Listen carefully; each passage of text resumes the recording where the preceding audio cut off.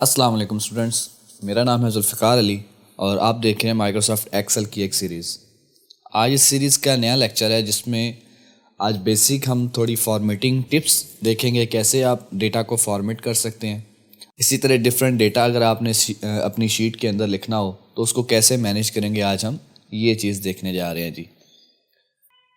तो सबसे पहले ये जो कर्सर इसकी जो डिफरेंट शेप्स हैं वो किस तरह वर्क करती हैं वो देख लेते हैं। अभी जो शेप आपको नज़र आ रही है ये प्लस के बटन की, ये होती है कोई भी सेल सिलेक्ट करने के लिए। किसी भी सेल पे ये कर्सर लेके जाके एक दफ़ा आप लेफ़्ट की को क्लिक करो, माउस की लेफ़्ट की को, तो वो सेल सिलेक्ट हो जाएगा। फिर एक कर्सर है इस तरह का, ये जो ब्लैक फिल है, ब्लैक प्लस का आइकॉन है।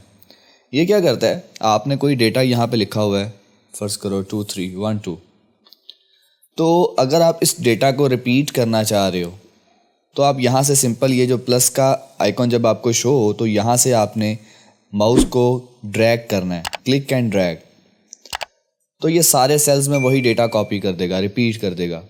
एक और इसका काम होता है, ये सीक्वेंस को रिपीट करने के लिए यूज़ होता है।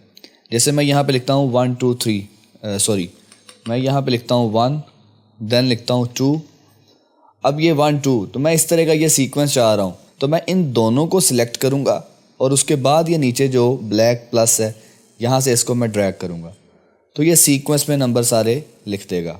ठीक है, आपने किसी भी जगह से ये सीक्वेंस बनाना हो, सिंपल 2 या 2 से ज़्यादा सेल को सिलेक्ट करें जिसमें वो सीक्वेंस आ रहा है, फिर आपने वहाँ से ब्लैक प्लस को ड्रैग करना है तो ये सारा सीक्वेंस प्रिंट कर देगा।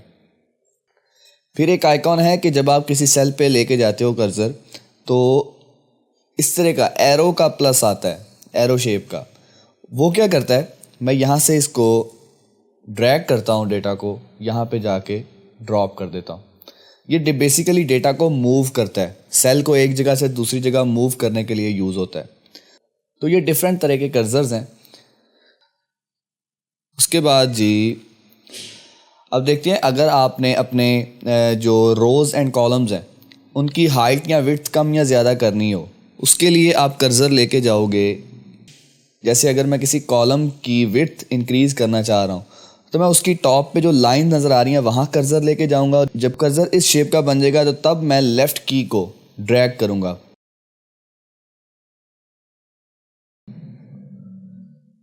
तो जितनी भी विड्थ आपने कॉलम की करनी हो वहाँ से आप सेट कर सकते हो। फिर अगर आपने किसी रो की हाइट कम या ज़्यादा करनी हो तो सिंपल किसी भी लाइन के ऊपर कर्सर लेके जाएं, जब इस तरह का कर्सर आ जाए तब आपने ड्रैग करना है, तो वो हाइट जो है रो की हाइट इंक्रीज हो जाएगी। ठीक है, अभी मैं इसको नॉर्मल कर देता हूँ, अनडू कर देता हूँ कंट्रोल जी से, नॉर्मल हो गया। फिर आपने ये जो डेटा जितना भी लिखा हुआ है इस सब को डिलीट करना है, क्लियर करना है, तो सिंपल आप सबको सिलेक्ट करो, डिलीट की, कीबोर्ड से डिलीट की प्रेस करो, या मैं यहाँ पे अभी कंट्रोल जी करता हूँ, या एक और तरीका है, यहाँ पे ये क्लियर में जाके क्लियर ऑल कर दो तो वो सारा डेटा क्लियर हो जाएगा। ये है जी कुछ बेसिक फॉर्मेटिंग। अब यहाँ पे कोई डेटा लिख के देखते हैं, कोई शीट बनाते हैं। फ़र्ज़ करें हमने शीट बनानी है जी स्टूडेंट्स के डिफरेंट मार्क्स के लिए, डिफरेंट सब्जेक्ट्स में मार्क्स आए हैं उनके लिए हम लिस्ट बनाना चाह रहे हैं। तो यहाँ पे मैं लिख लेता हूँ जी सीरियल नंबर पहले आ जाएगा,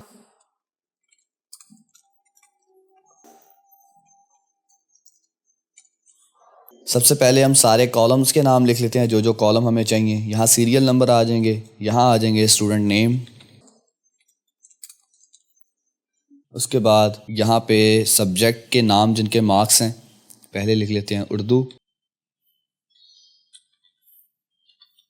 अब ये देखें जो स्टूडेंट नेम है ये पूरे सेल में फिट नहीं आ रहा, तो हम क्या करेंगे, इस पूरे सेल की जो विड्थ है, इस पूरे कॉलम की विड्थ वो इंक्रीज़ कर देंगे। ठीक है, दूसरा सब्जेक्ट कह देते हैं जी इस्लामियात, उसके बाद English, then computer science, mathematics. अब यहाँ पे अगेन कंप्यूटर वाला जो कॉलम है उसकी विड्थ कम है तो वो विड्थ कम या ज़्यादा कर देंगे, वो इंक्रीज़ कर देते हैं। इतनी काफ़ी है। ये हो गया। उसके बाद यहाँ पे हमें क्या चाहिए जी, लिस्ट, फहरिस्त चाहिए। 1 आएगा, 2 आएगा, 2 नंबर लिख के 2 सेल को सिलेक्ट करें, देन ड्रैग। यहाँ पे स्टूडेंट्स के नाम लिख लेते हैं।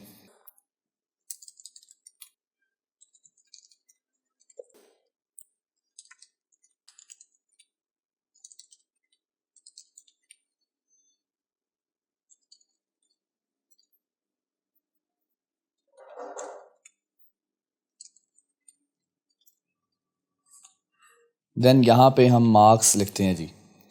यहाँ पे कहते हैं मार्क्स हैं जी, डिफरेंट मार्क्स मैं यहाँ पे रैंडमली लिख लेता हूँ। तो ये मैंने यहाँ पे कोई डेटा एंटर कर दिया है।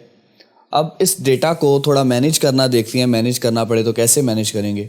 सबसे पहले ये देखिए, मैथमेटिक्स का जो कॉलम है उसकी विड्थ कम है, ये मैथमेटिक्स का पूरा टेक्स्ट फिट नहीं आ रहा, इसकी विड्थ इंक्रीज़ कर देते हैं। उसके बाद जी इस पूरे डेटा का एक बॉर्डर लगा देते हैं। बॉर्डर सेट करने के लिए मैं सारे डेटा को सिलेक्ट करूँगा। बॉर्डर की ऑप्शन हमारे पास यहाँ पे ये अवेलेबल होती है। इस एरो के बटन पे क्लिक करें, आपके पास काफ़ी तरह के बॉर्डर्स आ जाएंगे। मैं यहाँ पे करता हूँ ऑल बॉर्डर, यानी कि हर सेल के गिर्द बॉर्डर आ जाए। ठीक है। फिर ये जो हमारे पास कॉलम्स हैं, मेन कॉलम्स, उनकी फॉर्मेटिंग करते हैं चेंज, सिलेक्ट करते हैं, इसको बोल्ड कर देते हैं और सेंटर अलाइनमेंट की ऑप्शन यहाँ पे अवेलेबल है। ये एक मतलब लाइन के ऊपर लेफ़्ट, राइट और सेंटर अलाइन, ये अलाइनमेंट है। दूसरी एक और अलाइनमेंट है इसमें, जिसमें बॉटम अलाइन है और मिडल अलाइन, यानी कि टॉप से बॉटम की तरफ, ऊपर से नीचे की तरफ जो अलाइनमेंट है वो भी यहाँ पे अवेलेबल है। उसको भी देखते हैं वो कैसे वर्क करती है। तो यहाँ पे ये जो हमारे कॉलम्स हैं इसको करते हैं सेंटर अलाइन। उसके बाद ये जो सीरियल नंबर है इसकी विड्थ कम कर देते हैं, क्योंकि इसके लिए हमें ज़्यादा स्पेस नहीं रिक्वायर यहाँ पे, और इसको भी अलाइन कर देते हैं सेंटर। ये जो हमारे मार्क्स हैं इन सब की अलाइनमेंट करते हैं सेंटर। तो अब ये टेबल हमें कुछ बेहतर नज़र आ रहा है। ठीक है। अब इस टेबल के टॉप पे कोई टाइटल देना चाह रहे हैं, वही जिससे पता चले ये टेबल किस के रिलेटेड है। तो वो टाइटल देने के लिए अभी ये मल्टीपल सेल्स हैं, इन सब सेल्स को एक बनाना है, यानी कि मर्ज करना है पहले। तो ये हमारे पास मर्ज की ऑप्शन है, मर्ज एंड सेंटर। मज़ीद भी इसमें काफ़ी ऑप्शंस अवेलेबल हैं, हम करते हैं मर्ज एंड सेंटर। उसमें सेल्स मर्ज हो जाएंगे और डेटा सेंटर अलाइन हो जाएगा। यहाँ लिखते हैं जी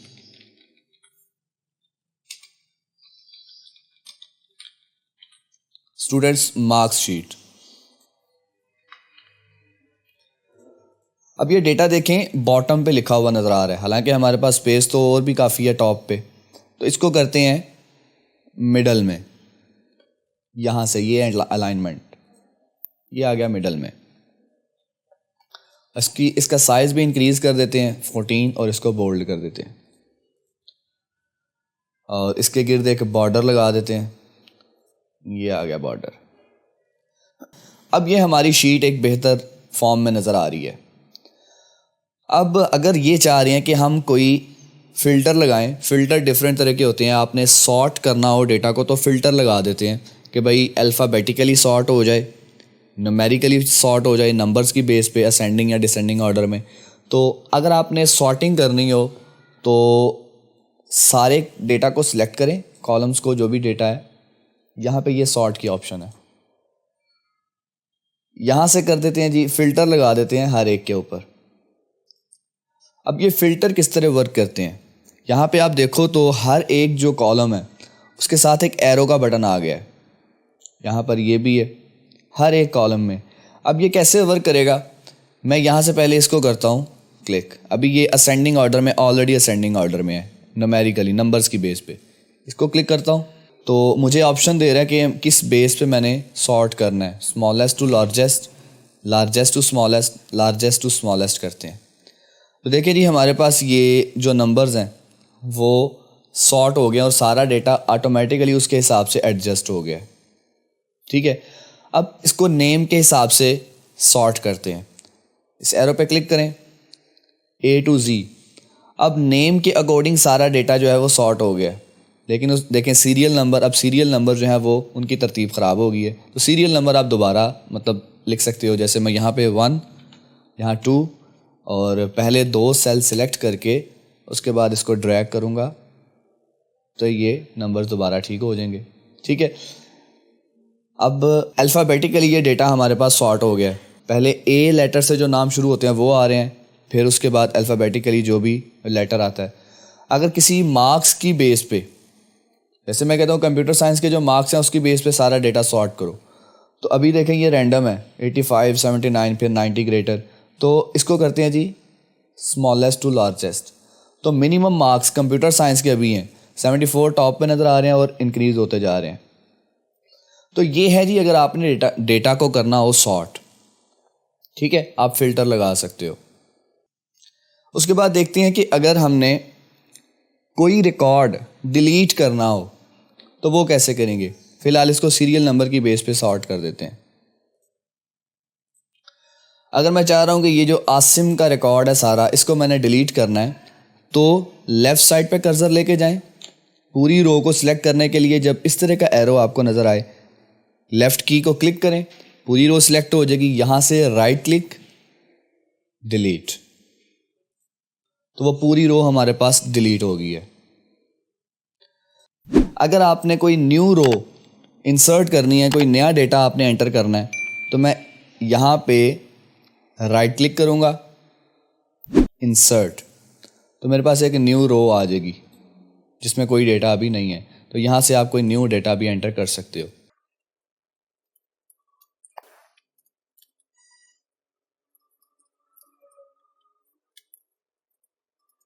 तो इस तरीके से आप कोई न्यू रो इंसर्ट कर सकते हो या एग्जिस्टिंग रो को डिलीट कर सकते हो।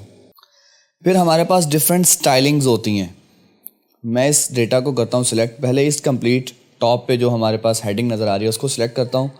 एक तो यहाँ पे कंप्लीट आप बने बनाए टेबल का कोई फॉर्मेट लगा सकते हो, या यहाँ पे जो स्टाइल्स अवेलेबल है वहाँ से आप कोई स्टाइल लगा सकते हो। मैं इसको कर देता हूँ इस तरह का, और ये जो हमारा ये वाली रो है इसको करते हैं येलो। इसको अभी ये रैंडम मतलब कोई भी अप्लाई कर रहा हूँ, आप खुद से कोई अच्छा सा डिज़ाइन लगा सकते हो अपनी मर्ज़ी से।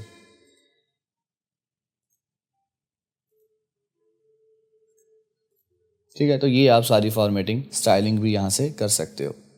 अभी इसको मैं अंडू कर रहा हूँ क्योंकि मुझे तो ये बहुत अजीब लग रहा है।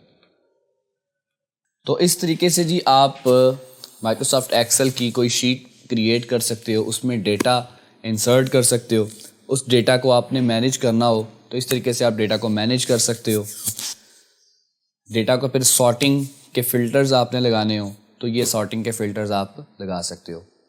तो आज के लेक्चर के लिए यही टॉपिक्स हैं। बाकी नेक्स्ट लेक्चर में हम मज़ीद इसको डिस्कवर करेंगे, मज़ीद सीखेंगे। मिलते हैं जी नेक्स्ट क्लास में। अल्लाह हाफ़िज़।